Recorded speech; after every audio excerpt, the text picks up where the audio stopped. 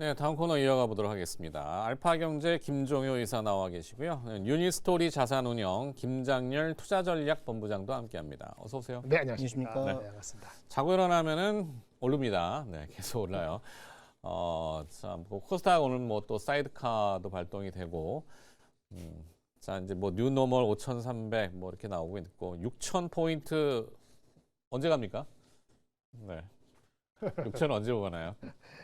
3월에는 6,000 뭡니까? 지금 속도면 3월에 충분히 볼 것 같은 그런 느낌이죠. 네, 외국 해외 IB도 계속 인덱스의 저기를 올리더라고요. 계속 올리고 주 연휴 기간, 설 연휴 기간엔 7,500포인트 정도도 보여주고 막 얘기하던데 위를 열고 보는 거는 좋고 그 중심에 앞서 계속 다뤘지만은 반도체가 워낙 지금 가히 그 측정이 좀 계속 어려울 정도로 숫자가 계속 바뀌고 있는 것 같긴 한데 거기에 또 이제 그걸 맞춰서 또 자금이라고 하는 유동성도 물밀듯이 들어오고 있고 뭐 돈만큼 힘이 강한 게 어디 있겠습니까, 그죠, 김종효 회사님? 네, 일단 뭐 유동성이 계속 공급되고 있다는 거 뭐 주목할 포인트죠. 거기다가 시장이 더 제가 보기 약간 오버런하고 있는 이유는 지금 우리가 얘기하고 있는 큰 자금 중에 들어온 게 아무것도 없다는 겁니다. 그러니까 퇴직연금, 네. 그다음에 뭐 국민연금도 뭐 일부 들어와 있겠지만 국민연금이 본격적으로 우리나라 주식을 뭐 비중을 많이 늘렸다, 실제로 많이 사고 있다, 이런 증거를 지금까지 찾기 어려워서 그러면 지금 들어오고 있는 금융투자와 개인 투자자들은 전부 이제 개인 투자자들의 다른 매수세가 여러 창구로 들어오고 있다라고 봐야 되고, 그럼 왜 들어오고 있느냐? 크게 이제 이익적인 측면에서 보면 반도체 아직도 상단을 모르는 이익 증가 때문에 들어오는 측면이 있고, 그 다음에 우리가 주주환원이라고 하는 측면에서 이런 것들이 상법 3차 개정까지 이루어졌을 때는 비교적 이제 고배당하는 기업들이 늘어난다는 측면을 봤을 때, 그럼 여기서부터 이제 또 논란이 되는 게 연기금하고 우리 돈인데 그거 여기 주식 사면 어떡하냐라고 얘기하실 분들이 있을 수 있겠지만, 네. 연기금의 입장에서는 주식을 들고 팔지만 않으면 그게 마이너스가 나든 플러스가 나든 상관이 없이 투자한 금액 대비해서 꾸준하게 한 5에서 6% 정도의 수익률을 올릴 수 있으면 그럼 채권 투자하는 것보다 나은 거잖아요. 거기다 만약에 주가가 올라가면 더 긍정적인 측면이 있고, 이 얘기하면 분명히 또 싫어하시겠지만 배당 한 4% 받고 한 3~4%의 금리를 받고 예를 들어서 공매도하는 사람들에게 주식을 빌려주면 이들은 그 투자한 만큼 금액 대비해서 한 7~8%의 수익률을 계속 누릴 수 있거든요. 네.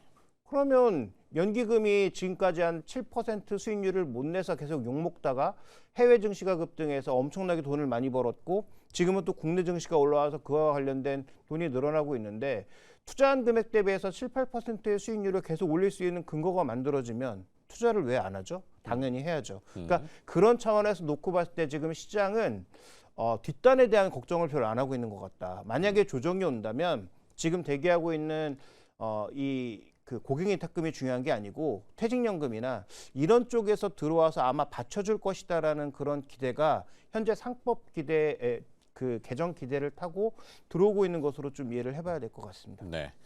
하여튼 모든 박자들이 다 맞아떨어져서 좋죠. 손바닥은 마주치고 있습니다. 그러니까 박소리가 계속 크게 나는 건데 조금 과열 얘기를 하기에는 참 머쓱하고 순항을 하고 있는 것도 맞는데, 그러면은 혹여나 뭐 이렇게 과속 방지 턱이라고 하는 거, 뭐 우리가 이제 운전하다 보면은 이제 요철이 이렇게 있잖아요. 그런 것들은 전혀 없을까라는 개념. 리스크를 지금 듣기 싫어하기 때문에 얘기하는 거는 네. 출연료에 그런 게 리스크 프리미엄 포함되어 있지 않기 때문에 그래요? 자제해야 되는 겁니다. 변동성 리스크 이런 거 있잖아요. 그것도 필요 없어요? 그러니까 이렇게 말씀드릴게요. 지난주에 여러분들 외국계 증권사 리포트 좋아하잖아요. 네네. 우리나라 애널리스트 리포트는 좀 많이 좀 상대적으로 더 이렇게 공격하고, 외국계는 전화를 직접 못 하거든. 국내는 막 전화도 하고. 이제 그거 행태에 대해서도 뭐라고 하는데, 네. 이제 노무라 증권이 삼성전자 목표 주가를 29만 원 나왔어요. 근데 이 전망이 순이익이 내년 기준으로 280조 될 겁니다. 내년입니까? 올해입니까? 내년이요. 내년. 올해 210조 정도. 210조. 내년에 270조가 280조. 이제 정확히 말하는데 EPS로 3만 원. 그래서 어떻게 내냐면은 만약에 그 목표 주가 29만 원을 하잖아요. 그 네. 이익 올해 250조 영업이익에다 내년에 또 한 40% 올라가는 거예요. 그거 하면 PER이 6배가 안 됩니다. 네. 그러니까 29만 원을 가야지 6배가 안 돼요. 내년에 이익이 올해보다 올라간다고 보고 있어요. 여러분들 지금 안 믿는 거잖아요. 네. 그걸 믿는다라면 지금 그게 삼성전자 하이닉스가 비슷하다고 봤을 경우에 이게 시가총액의 40% 가까이 38% 갖고 있으니까 이게 얼마나 싸냐 비싸냐 했을 때 다 때려치우고 네. 내년에 이익이 꼬꾸라지는 게 인지 아닌지 헷갈리지 않으면은 그러면 밸류에이션적으로는 싸다고 얘기를 할 수밖에 없는 거예요. 네. 돈이 얼마나 받쳐주느냐 그겁니다. 그래서 그건 다른 거 물어볼 건 하나도 없어요. 만약에 삼성전자 하이닉스가 만약에 그 애널리스트가 얘기하는 29만 원 아니면 150만 원 정도 가잖아요. 네. 그 가봤자 PER이 6배하고 7배하고 6배밖에 안 되는 겁니다. 내년 기준으로. 그렇게 하고 나머지 거 삼성전자 하이닉스 말고 나머지 것이 한 5%밖에 안 올라가. 네. 그렇게 해도 6,900이 나와요. 그렇게 해도 6,900이 나온다. 코스피 기준으로 코스피 기준. 6,900포인트. 네, 계산은 그렇게 나온다. 네. 그러면 거꾸로지 걔가 조금 다 아니고 한 80% 떨어뜨리고 뭐 다른 게 안 가고 하더라도 계산적으로는 6,300, 400이 나와요. 그러니까 지금 5,500이니까 우리가 이익에 대한 전망이 이렇게 간 적이 없기 때문에 못 믿는 거거든요. 못 믿는 게 여러분 뭐라 그러는 게 아니고 거기에 대한 가시거리는 가면 갈수록 확고해지죠. 지금보다는 3월, 지금보다는 5월, 지금보다는 7월에 가면 갈수록 아까 좀 전에 나온 그 애널리스트한테 물어본 것 같은데 중국이 어떻게 올라오느냐 이런 거 신경 안 써야 되냐 이러는 거잖아요. 네. 안 쓰다가 신경 쓸 수도 있고 그렇죠? 이런 것들이 지금보다는 아까 변동성 리스크, 지금보다는 4월, 지금보다는 7월 달 되면은 그런 리스크라고 생각할 수 있는 것들이 튀어나올 소진이 있습니다. 그 주가는 그 전에 미리 많이 달려주는 게 좋아요. 그런데 밸류에이션 상으로는 6,500 정도 대한민국에 가도 삼성하이닉스 이익만 믿어도 사실은 비싸다고 얘기를 할 수 있는 사람이 별로 없다는 게 핵심 포인트입니다. 네. 네. 자, 그런데 수급이 물론 뭐 샀다 팔았다 그리고 또 뭐 이런 잔줄기를 일일이 체크하는 것도 의미는 별로 없는데 오늘 같은 경우에 막 지금 너무 좋잖아요. 뭐 거기에 이제 코스닥 시장도 정부의 활성화 대책 우리가 타이틀을 매보면 코스닥 3,000포인트를 탁 이렇게 해주는데 외국인들은 안 사요. 코스닥을 많이 안 사고 또 코스피도 삼성전자가 그렇게 좋은데 삼성전자 오늘 외국인 창구로는 아직까지는 매도가 좀 우위인 것 같고 하이닉스도 좀 그런 것 같고 이런 것들은 어떻게 판단을 하십니까? 김정희 회사님. 일단 특히 뭐 현대차처럼 거의 매일 1월 한 초반 이후부터는 거의 매일 매도가 나오고 있는 종목은 지금 시장 수익률과 괴리가 계속 벌어지고 있죠. 지수가 네. 계속 신고가를 치고 있는데 50만 원에서 좀처럼 뭐 위로 못 올라가고 있는 그런 상황이라서 외국인들이 정말 뭐 집중적으로 팔고 있는 종목은 뭐 이게 밸류에이션 트랩에 걸린 건지 아니면 최근에 뭐 로봇주 좀 흔들리니까 뭐 그와 관련해서 같이 움직이고 있는 건지 모르지만 어쨌든 그런 부분은 분명히 있으나 외국인들이 현재 매도한다고 하더라도 외국인 매도의 수급을 이기는 반도체라든지 반도체 소부장이라든지 IT 부품 쪽이라든지 이런 쪽은 뭐 주가가 날아가면서 오히려 외국인들이 공매도했던 부분들이 환매수가 들어오면서 주가가 더 밀어 올라가는 그런 양상이 벌어지고 있죠. 오늘 코스닥 시장이 뭐 대대적으로 좀 그런 양상 보여주고 있고요. 오히려 코스닥은 외국인 뭐 순매수, 기관 순매수 이렇게 잡히긴 합니다. 네, 근데 오늘 보시면 시가총액 상위 종목군들의 또 흥분이 강하게 나타나고 여기 섹터라고 보기가 어려워요. 그냥 시가총액 순입니다. 그러니까 지금 코스닥 같은 경우에는 코스닥 150 ETF의 폭발로 인해서 시가총액 그냥 순서대로 업종과 상관없이 그냥 상승 압력이 계속 들어오는 상황이에요. 네네네.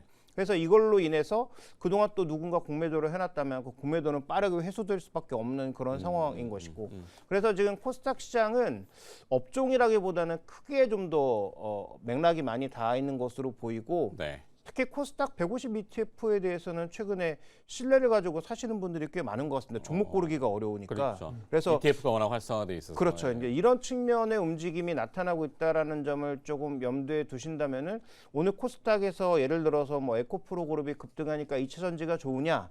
일 수도 있지나 네. 제가 보기에는 지금 코스닥 수급에 연동된 흐름이 좀 더 강하지 않나. 따라서 똑같은 반도체 소부장이라고 하더라도 시가총액 상위 쪽에 있는 종목군들의 급등세가 더 가파르고 강하게 나타나고 있다는 점이 오늘 시장의 가장 큰 특징이 아닌가 저는 뭐 그렇게 분석하고 있습니다. 코스닥은 섹터로 나눌 게 아니라 그냥 하나의 덩어리로 보는 개념이군요. 그렇죠. 시가총액으로 쭉 해서. 네네. 네. 뭐 일리가 있는 말씀이시고. 김장일 본부장도 네네. 코스닥 뭐 이렇다 할 종목의 섹터나 뭐 이런 것도 따지기도 애매한데 네네. 뭐 그렇죠. 우리 그 밸류에이션을 할 수는 없는 거예요. 아까 삼성전자 하이닉스 기준으로 뭐 PER이 싸다, 아직 비싸다 이런 얘기를 했고 외국인들은 삼성전자 하이닉스를 매년 사느냐, 그 마이크론 샌디스크하고 엔비디아 보고 하는 거니까 아까 싸다 그랬는데 시간이 없어 그러는데 24년, 25년 넘어올 때 삼성전자 하이닉스가 밸류가 실제 지나고 나서 보니까 PER 배수가 얼마인지 기억하시나요? 여러분들이 그 지나간 걸 모르고 한다고. 그러니까 삼성전자가 재작년 24년 8월 달에 실적이 갑자기 7, 8, 9월도 확 빠질 때 네. 빠져서 주가가 늦게 빠져서 PER이 17배 된 건 있지만 그렇지 않은 대부분의 경우 삼성하이닉스 10배 간 적이 없어요. 네. 그러니까 뭐냐면 지금은 아무리 이익이 좋아도 이 지속성이라는 측면에서 지금 26, 27, 28 모르겠다 가보자 이렇게 보고 있는 사람들이 외국인들이에요. 그러다 보니까 외국인 지분도 지금 53% 머물러 있는 이유도 그 사이클이 그래서 아까 김 이사님 잘 말씀하시는데 코스닥 마찬가지로 삼성전자 하이닉스가 이익이 갑자기 3분기에 더 올라가면 나중에 들어올 수도 있어요. 미친 듯이. 그래서 이익에 대한 전망 그런 거고. 근데 문제는 코스닥은 그렇게 할 게 없죠. 네. 그렇게 이익 전망을 할 게 없잖아요. 뭉탱이가. 40%가 바이오고 20%가 저기 그 2차 전지고 네. 20%가 소부장인데 그나마 소부장은 그나마 넘버가 가는데 소부장도 엄청 많이 올랐잖아요. 소부장이 대부분이 요즘에 좋다는 거 아까 어떤 분 말씀하셨는데 PER이 40배입니다. 네. 그러니까 미국이 웬만한 것보다 더 높아요. 그렇죠. 그러면 사실 로봇은 뭐 PR을 아니 로봇은 아니고 상정하기 로봇은 시가총액이 작잖아요. 근데 네. 시가총액이 큰 게 우리 2차 전지하고 소부장인데 소부장은 이미 올라갔다고요. 그래서 쉽지가 않은 거고 그러면 그래서 하고 미국 주식 사랑이 낫지. 그러면 2차 전지하고 그거 다른 거잖아요. 근데 2차 전지는 전기차 자체 판매에 대한 거니까 그거 역시 내려가진 않은데 올라갈 탄력은 이게 아주 편하지는 않단 말이에요. 그러면 결국 뭐냐? 금리 인하. 네. 미국이 금리 인하가 되면 어떻게 되죠? 미국 금리 인하 CPI 남도 나오면 올라갈 수 있잖아요. 금리 인하면 코스닥을 사는 거죠. 우리나라에서 유동성 자금도. 근데 어떻게 갈지 몰라. 그럼 어떻게 돼? 코덱스, 코스닥 150을 사는 게 가장 마음 편한 거죠. 그래서 아까 그 논리가 맞는 거고 그럼 PER이 지금 28배다 누군 30배다 그러는데 과거 얼마까지 거품 물 때 거품이라고까지는 아닌데 과열이라고 느끼잖아요. 네. 언제 과열이었냐? 2008년도 그렇고 옛날에 2020년도 그렇고 과열이 했을 때가 PER이 40배까지 갔었어요. 그래서 사람들이 과열이라고 다 느끼는 건 누구나 PER 40배예요. 근데 네. 그걸 기준으로 따지면 최근에 별로 안 올랐기 때문에 실질적으로 30%가 더 가야지 과열이라는 생각이 계산이 되는 거고 그것이 애널리스트가 펀드 매니저들이 얘기 한 달 전에 했을 때가 그게 1,500이에요. 네. 그래서 과열까지는 아니더라도 용인할 수 있다라고 사람들이 증권사에서 나온 숫자가 1,300이고 지금 우리는 이제 halfway도 안 왔기 때문에 그럼 돈이 가면 어떻게 돼? 코스피가 이미 거의 5,600 왔어. 6,500 간다고 하지만 좀 숨 쉬어. 그럼 이리로 가볼까? 라는 그 수급의 힘에 의해서 가는 거다. 뭐 개별적 뭐 따지고 잡아는 게 아니다. 미국 CPI 내려가니까 당연히 오늘 코스피보다는 코스닥이 더 싸다고 네. 생각하는 것이 쉽니다. 이렇게 말씀드릴 수 있겠습니다. 과열. 과열을 얘기 안 했어요. 사람들이 과열을 열게 있는 사람들이 그렇게 네. 할 수 있다라는 얘기를 증권사 했다. 제가 과열이라고 절대 얘기 안 했습니다. 아니. 항상 비이성적이긴 한데. 그러니까 과열은 아닐 수 있는데 속도는 분명히 조금 많이 이제 불편하다고 표현하긴 그렇고 네. 조금 너무 급하게 올라온 건 아닌가라는 그런 우려는 할 수밖에 없죠. 뭐 증시의 가장 큰 악재가 많이 올라간 게 가장 큰 악재잖아요. 그렇죠. 그러니까 그런 측면에서 봤을 때 저는 뭐 계속 뭐 2월달 들어서 주장하고 있습니다만 현금 20% 이미 확보해 놓으신 분들은 뭐 조금 아쉽긴 하지만 더 할 필요는 없고 여전히 이제 100% 현금으로 다 채워서 계속 뭐 치고받고 하시는 분들은 저는 많이 수익 난 종목들 특히 밸류가 높은 종목군들은 약간의 수익 실현은 필요하다. 왜냐하면 시장이 갑자기 뭐 종목 시프트를 할 수도 있고 그 다음에 이런 강세장에서 갑자기 한 15% 20% 확 주저앉는 경우도 많으니까 그런 경우가 언제 올지 모르잖아요. 그러니까 분할 매도 정도를 통해서 어느 정도 현금 비중을 확보하고 있는 건 저는 반드시 좀 필요하다고 봅니다. 네. 뭐 이론적으로는 그런데 머리를 차갑게 가져가더라도 가슴이 항상 뜨거워지기 때문에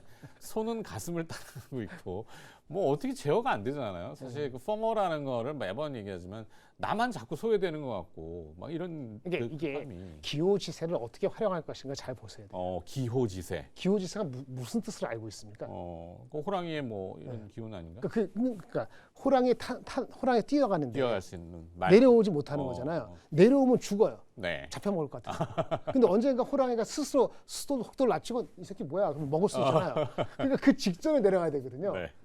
그렇지 그런 형국까지는 아니지만은 네. 언젠가 그런 게 올 수 있어요. 그렇지 오겠죠. 네. 이게 뭐 한도 끝도 없는 건 없잖아요. 세상에. 그 현금을 20% 갖고라는 거는 네. 전 특별히 말씀 안 드리는 게 원래부터 그렇게 가져가는 거예요.